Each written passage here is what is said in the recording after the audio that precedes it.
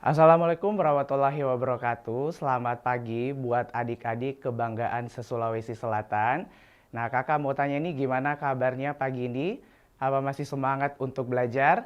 Pembelajaran kita hari ini kakak rasa adik-adik sudah mempersiapkan segala sesuatunya karena kakak selalu manifesting bahwa adik-adik ini adalah calon-calon penghuni perguruan tinggi negeri favorit se-Indonesia. So you have to be excited about this time again karena hari ini kita akan kembali belajar lewat program edukasi andalan kita, Smart School, Generasi Smart, Berkarakter, Cerdas Ki.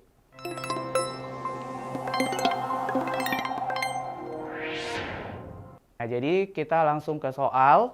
Jadi silakan adik-adik perhatikan di soal pertama. Di situ dikatakan penulisan kata yang bercetak tebal yang tidak sesuai.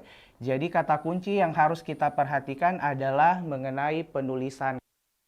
Sebelumnya kita sudah belajar gimana cara untuk menentukan penulisan kata yang salah di dalam sebuah teks. Dan kalau adik-adik masih mengingat, ada 3 item yang kita harus perhatikan kalau mengerjakan soal seperti ini. Oke, untuk yang pertama, mungkin adik-adik ada yang masih mengingat kira-kira untuk penulisan kata yang pertama yang harus diperhatikan apanya? Oke, jadi yang harus diperhatikan pertama adalah dari penulisan apakah katanya itu baku atau tidak. Dan sebagaimana kita ketahui, untuk baku artinya sesuai dengan KBBI.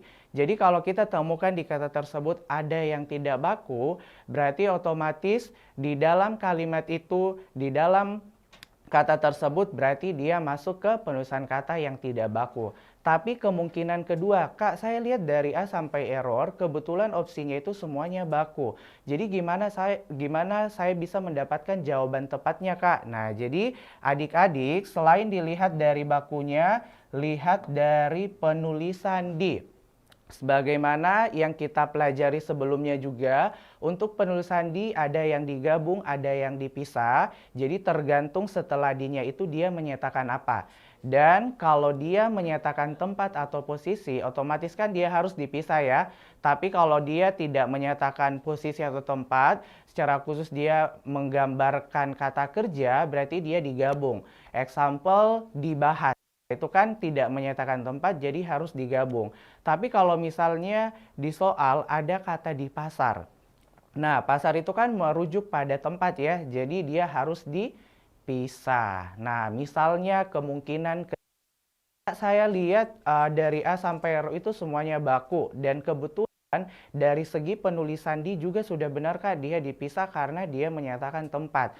Jadi gimana Kak saya bisa dapatkan jawaban benarnya? Nah, jadi yang ketiga, kalau adik-adik masih mengingat, kita perhatikan lewat penulisan gabungan kata. Nah, jadi lewat penulisan gabungan kata. Buat adik-adik yang mungkin sudah melupakan atau mungkin agak kurang mengetahui apa yang dimaksud dengan gabungan kata. Jadi gabungan kata sendiri itu adalah 2 kata, yang dimana ada yang digabung, ada yang dipisah.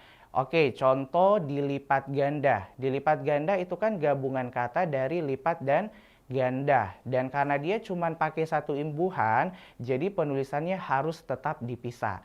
Tapi kalau misalnya kakak berikan contoh menitik beratkan. Menitik beratkan itu kan gabungan kata dari titik dan berat. Dan kalau kita perhatikan dia sudah menggunakan 2 imbuhan. Untuk dari segi penulisannya berarti dia menggunakan penulisan yang digabung. Nah, Kakak cuma review-review beberapa materi saja, beberapa aturan dari gabungan kata. Nanti direview kembali catatannya. Jadi kita fokus dulu untuk yang pertama dari penulisan bakunya. Nah, adik-adik kalau model soal seperti ini kita tidak perlu baca teksnya. Kita lihat saja di opsi. Pastikan apakah semuanya baku atau tidak. Seperti yang dikatakan di soal, dikatakan yang tidak sesuai, berarti kita cari yang salah. Kalau adik-adik perhatikan yang alfa pendidikan itu penulisannya sudah benar, sudah sesuai dengan KBBI atau tidak? Oke, sudah benar ya. Kemudian yang bravo internalisasi. Internalisasi buat adik-adik itu juga sudah baku sesuai dengan KBBI.